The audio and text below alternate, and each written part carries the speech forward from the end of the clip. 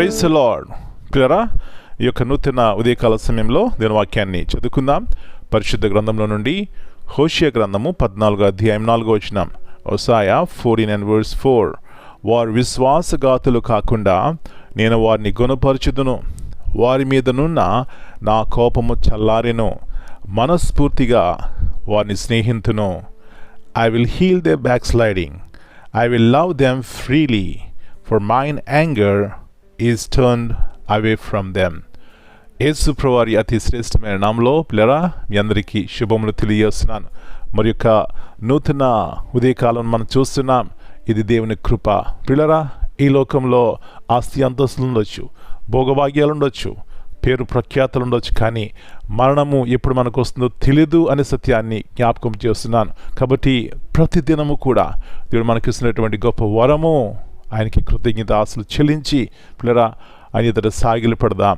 మంచిది. ఇక్కడ చూసినట్లయితే వారు విశ్వాసఘాతులు కాకుండా నేను వారిని గుణపరచుదును, వారి మీదను నా కోపము చల్లారెను. తర్వాత మాట చాలా శ్రేష్టమైనటువంటి మాట, మనస్ఫూర్తిగా వారిని స్నేహితును. అబ్బా, ఈ గొప్ప దేవుడు, సర్వశక్తి గల దేవుడు మనకు స్నేహితుడిగా ఉంటే అంతకంటే గొప్ప భాగ్యం ఏముంది? ఆయన మనకు స్నేహితుడిగా ఉండాలంటే మనం ఏం చేయాలండి?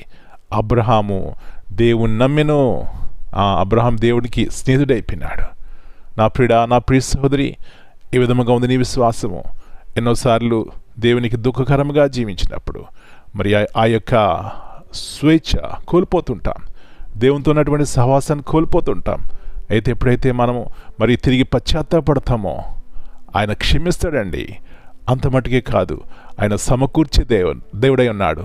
కాబట్టి దీనిలో ఆయన యొక్క ఉన్నతమైన ప్రేమ, అచంచలమైన ప్రేమ, అన్కండిషనల్ లవ్ మనకు కనబడుతుంది. పిల్లరా, ఈ ప్రేమ గల దేవుని ఎదుట సాగిలపడినట్లయితే మన జీవితాల్లో కూడా గొప్ప ప్రేమను పొందుకుంటాం. రెండవదిగా మన జీవితాలు ఎలాగ ట్రాన్స్ఫార్మ్ అవుతాయి, ఎలాగ మార్చబడతాయి, ఎలాగ దేవుని యొక్క సౌందర్య స్వరూపంలోకి మార్చబడతాం. ఇలాంటి కృప, ఇలాంటి విశ్వాసము ఈ ఉదయకాల సమయంలో మనందరికీ దేవుడు సమృద్ధిగా దయచేయనుగాక. ప్రార్థన చేసుకుందాం. పరలోకమున మా తండ్రి, పరిశుద్ధమైన దేవా, మరి యొక్క నూతన ఉదయకాల సమయాన్ని బట్టి మీ కొందనాలు నాయన మా జ్ఞాపకం చేస్తున్నారు. మీరు స్నేహితుడిగా అని అంటున్నారు ప్రభువా. మీ వాగ్దానము నమ్మదగినది. ఎప్పుడైతే అబ్రహాముకు మీరు స్నేహితుడిగా అయిపోయినారో అబ్రహాము నీతిగా జీవించినాడు. అంతకంటే ముఖ్యంగా అనేక మందికి విశ్వాసులకు తండ్రిగా అయిపోయినాడు. మేము మా జీవితాల్లో అలాంటి క్షేమాభివృద్ధిని మేము చూస్తాం. అనేక మందికి మా ద్వారా మేలుకరంగా ఉంటాం ప్రభువా. అలాంటి కృపను దయచేయండి. మరొకసారి మీ ఉన్నతమైనటువంటి ప్రేమను జ్ఞాపకం చేసుకుంటున్నాం. నా కొరకు, మా కొరకు యేసు ప్రభువారు ఆ శిలువపై చేసినటువంటి కార్యము ద్వారా మీరు మమ్మల్ని ఎంతగా ప్రేమిస్తున్నారో మాకు అర్థమవుతుంది. కాబట్టి ఉదయకాల సమయంలో ఎక్కడికి వెళ్ళినా మాకు ఇలాంటి గొప్ప నిరీక్షణ కానీ ప్రేమను పొందుకోలేం, కానీ మీ వద్దకు వస్తే మేము క్షమించబడతాం, ఆదరించబడతాం ప్రభువా, స్వస్థపరచబడతాం. అందుకనే ముఖ్యంగా గొప్ప నిరీక్షణ కలిగి జీవిస్తాం. ఇలాంటి కృపను ప్రతి ఒక్కరికి దయచేయమని మమ్మల్ని మీ చేతికి అప్పగించుకుంటూ మా ప్రియుల యొక్క కుటుంబాలు మీరు బలపరిచి స్థిరపరచమని, ప్రతి కుటుంబంలో మీ యొక్క సమాధానం ఏలుబడి చేయడానికి సహాయం ఇచ్చేయమని యేసు ప్రభువారి అతి శ్రేష్టమైన ఘనమైన నామమును బట్టి ప్రార్థన చేస్తున్నాను తండ్రి. Amen. God bless you all. My dear brothers and sisters, greetings in the precious name of our Lord and Savior Jesus Christ. In this verse we